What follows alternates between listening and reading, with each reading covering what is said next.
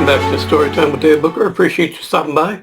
Today we're going to continue on with reading from Gods and More Gods, and today's reading is Peter's Perogative. So gotten Larry and Gladys and Ash out of the way, so time for Peter to get his hand in. Peter was rushing about his area, inspecting what was where and how best to create a viable colony. Instead of grouping everyone into a central location, he had decided to create a few small colonies. These would be specialists in their own areas, and as they grew, they would become independent villages, farmers, ranchers, makers, and bakers. In the center of each area, he created a crate that contained primitive tools for building whatever they wanted to build. They would have to clear the land, build homes, fence off areas, and build their village. In the center, he created his temple and a market. The market would temporarily provide for all their needs until after the first harvest. Then, they would be in control. The temple was large enough that he could use it as an instruction hall as well as a place for people to come and worship. He wasn't all that interested in the reverence aspect of being a god, but it would allow people a place to focus on their needs and desires. He'd be able to provide or dissuade easily from here, plus he could discuss things with his devotees and as a group.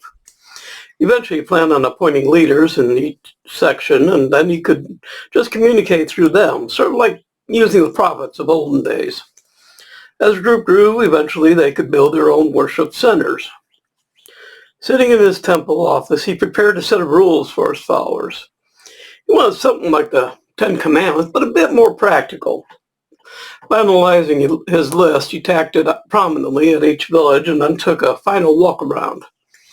He considered what else might be required and added a small library so that his people could learn and grow.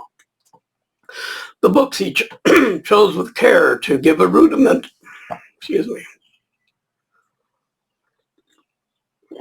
The books he chose with care to give a rudimentary knowledge on a variety of subjects from which they could grow. Feeling at last he was ready, he set about gaining his people. He chose 2,000 as his first group, enough to fill each section and a few to act as leaders. He divided them into their respective sections and allowed them to decide if they wanted to remain or switch. All decided to experience their section first and possibly learn others as time passed. He imbued them with a work hard, play hard mentality and a thirst for knowledge. Giving them a week to get settled before he called in his village leaders, he spent his time invisibly seeing how they were getting on.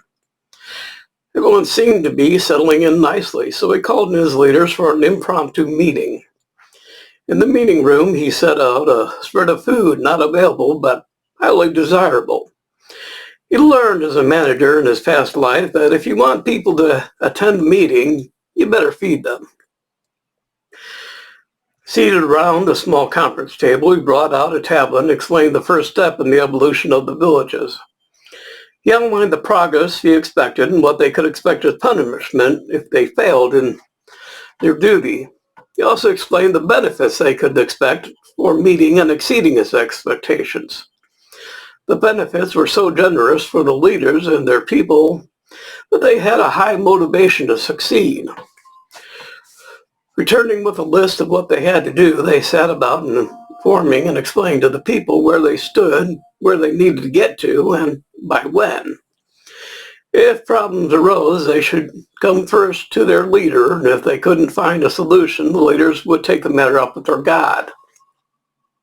One thing they didn't know was that their god was planning on visiting the places incognito to see how they were moving.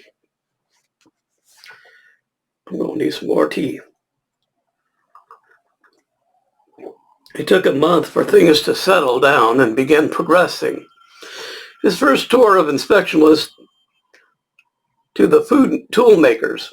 These held the key to many of the other villages taking care of their ends.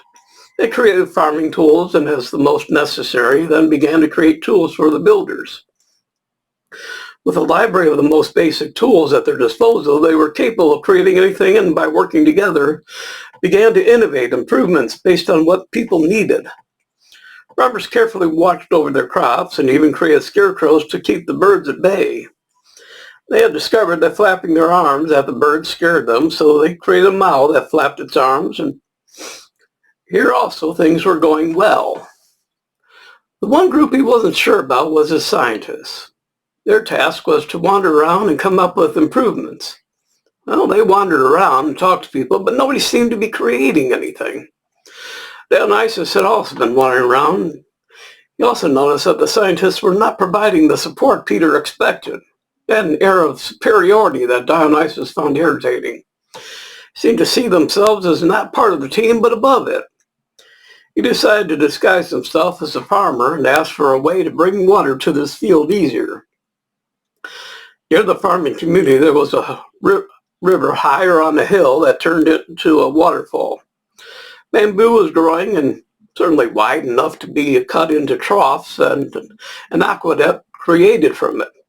Simple solution and easy success that would excite them into action on other projects.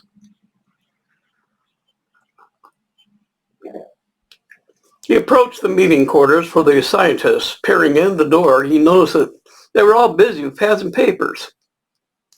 Thought perhaps he was mistaken. Maybe they were all working on solutions after all. Knocking at the door, the papers were quickly crumpled, folded on, or sat on. One of the scientists opened the door. Yes? Dionysus looked wary, as if he had been carrying water to take care of his fields. Sir, I'm worn out from watering my field. Could you devise a way to bring water from the river to the farms? It would also help those who raise animals and others who have water brought closer.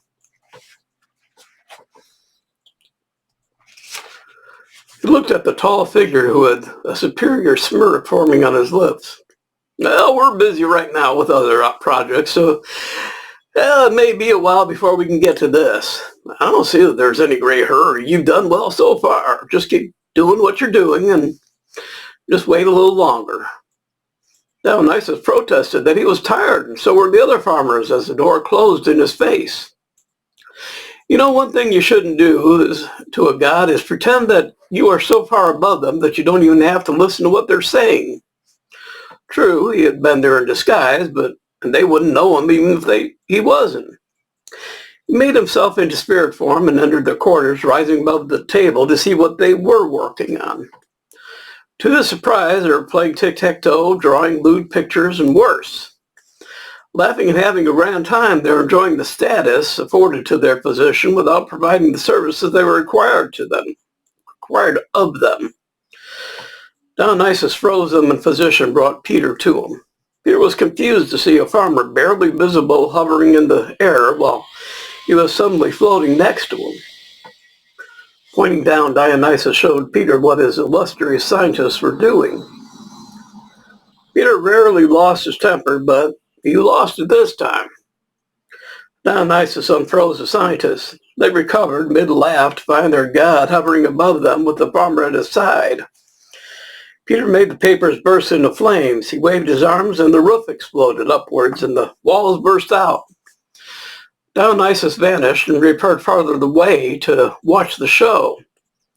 All around, people saw the explosion and at first figured the scientists had created something powerful. No, in a sense they had. They had created the anger of their god. They bowed down to as low as they could and still felt it wasn't low enough.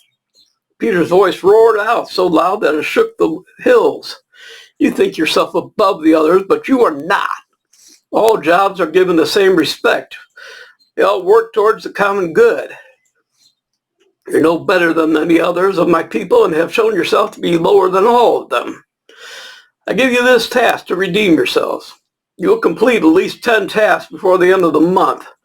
If you fail, I'll send you back as spirits. I'm angry now, but should you fail, you would arouse my fury. He clapped his hands once and they fell to the ground, flattened by the shock waves. The rest of the facility in which they had met was obliterated, and so were their homes. Till they succeeded, they would have to live and work in the open. They would have to sleep rough on the ground. No one dared to incur the wrath of their god by offering them shelter or succor. The scientists finally got to work. Dionysus created a comfortable treehouse for himself to watch from. Invisible to all, he mingled with the people as they offered tasks to their scientists to make their lives easier.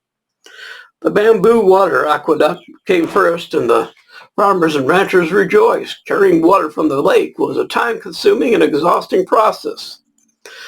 Next came new carts to transport everything to the market. These were constructed with peg holes so the sides could be changed to accommodate anything needed transported. Farmers also got an improvement for their plows and nets to catch falling fruit and have it gathered into barrels.